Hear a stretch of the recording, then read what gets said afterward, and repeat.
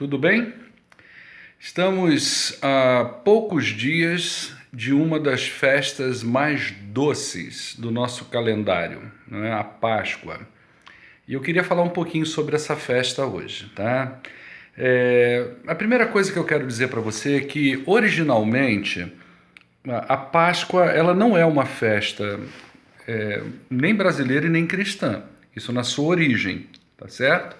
Obviamente que posteriormente, na Idade Média, nós temos aí a incorporação dessa festa no calendário cristão. Mas em origem, a Páscoa ela remonta aos dias de Moisés, é uma festa do povo hebreu, do povo judeu, que perdura até hoje. Eu creio que famílias que são tradicionais, judias, elas até hoje ainda celebram essa festa da Páscoa, tá?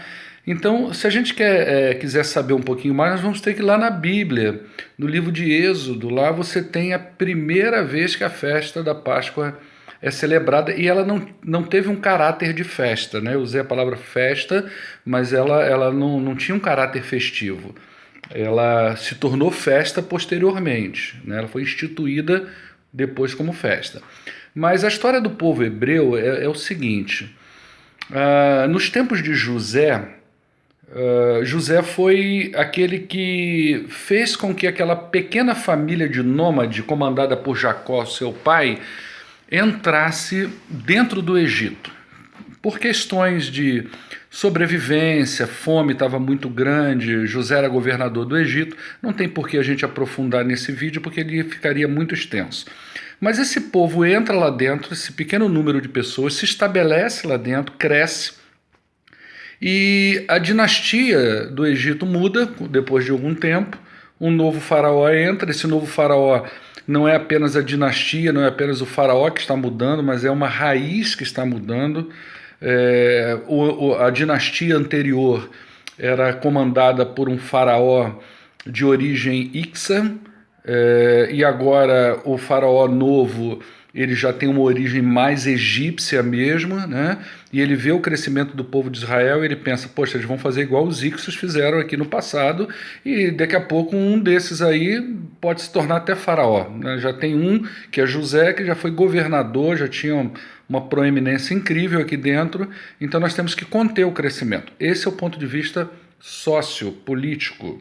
Agora, espiritualmente falando, a escravidão ela vem para mostrar para a gente que não é possível ficar no mesmo lugar e acomodado numa condição em que Deus não quer que a gente esteja, né? E aí Deus às vezes promove algumas circunstâncias na vida da gente para que a gente se movimente de fato. E aí Deus levanta Moisés, um grande líder, isso aí já virou tema de filme, de novela e de tudo mais. E esse Moisés, então, ele chega ali no povo hebreu, faz essa proposta a Faraó de retirada desse povo dali. Faraó endurece o coração e a Bíblia diz que 10 pragas ocorreram ali no Egito até o dia da libertação. A última praga que está mais próxima da realidade da Páscoa. O texto bíblico diz que a última praga era o anjo da morte que passaria sobre a cidade do Egito, sobre o povo do Egito, e todo primogênito, tanto de seres humanos quanto de animais, seria morto. Mas o povo de Deus deveria matar um cordeiro, pegar o sangue, tá, e passar nas portas pelo lado de fora, ali nos umbrais, no portal, né, em cima da porta. E quando o anjo da morte passasse, a porta que estaria marcada, então não aconteceria essa tragédia de ter um primogênito, um filho morto ali nessa casa. Inclusive, essa ideia do anjo passar por cima é que muitos teóricos vão dizer que a origem da palavra Páscoa é passagem, mas no hebraico mesmo, a palavra Páscoa ela é um termo técnico ali para aquele acontecimento, mas a raiz da palavra hebraica ali usada, ela remonta à ideia de fato de passar por cima, de uma passagem, tá? E aí Deus então instrui o povo o seguinte: olha, todo ano vocês vão fazer isso, uma festa para poder relembrar esse dia. Essa é a Páscoa, tá certo? Você vai relembrar isso todo ano, porque isso é uma forma de você testemunhar para os filhos e as gerações futuras. Naquela época não havia uma escrita como há hoje, então a tradição era oral. As pessoas passavam de pai para filho contando essas histórias. E a festividade, aquele momento, ele cumpria esse papel de transmissão oral também. E aí Jesus é crucificado, muitos anos depois, exatamente num dia, durante uma festa de Páscoa. Então a cidade estava muito movimentada, estavam todos ali, pessoas se reunindo com família, cada um preparando seu cordeiro e aquilo tudo. E nesses dias de festa é que Jesus então é crucificado e morto.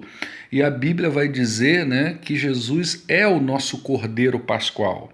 Ou seja, o que aconteceu lá no Êxodo, na verdade, estava apontando para uma coisa muito mais significativa que haveria anos depois na pessoa e na obra de Jesus Cristo. Então, quando Jesus morre lá na cruz, o sangue é derramado na cruz, há um grande simbolismo nisso tudo, porque quando nós aceitamos Cristo como nosso Salvador, na verdade, nós estamos admitindo sobre a nossa vida esse sangue que nos livra, que nos salva, não mais de uma escravidão humana, como Israel estava para o Egito, mas da escravidão do pecado. Por isso que a Bíblia diz que se o Filho do Homem te libertar, você realmente será livre. Mas isso também ainda há um cumprimento ainda para frente, porque no dia do juízo final, há uma espécie de anjo que passa também, e esse anjo vai separar bodes de ovelha. E vai separar aqueles que viverão eternamente com Cristo e aqueles que estarão em estado de condenação eterna. E aquele sujeito que tem a marca do Cordeiro no seu coração, o sangue de Cristo, porque um dia ele aceitou Cristo como seu Salvador, esse o anjo vai passar por cima e não vai atingir com destruição eterna essa pessoa. Isso é a Páscoa. Então, não deixa essa ideia, é legal a gente comer ovo de Páscoa, é bacana, mas assim na Páscoa, como no Natal nós temos o Papai Noel, na Páscoa nós temos o ovo e o coelho, que tira a nossa visão do real significado.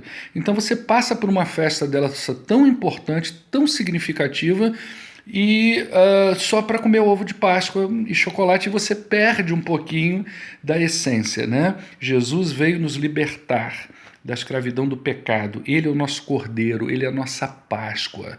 Então não passa esse final de semana sem pensar no que Jesus fez por você e do que ele está libertando você. Se você ainda não entregou sua vida a Jesus, entregue agora.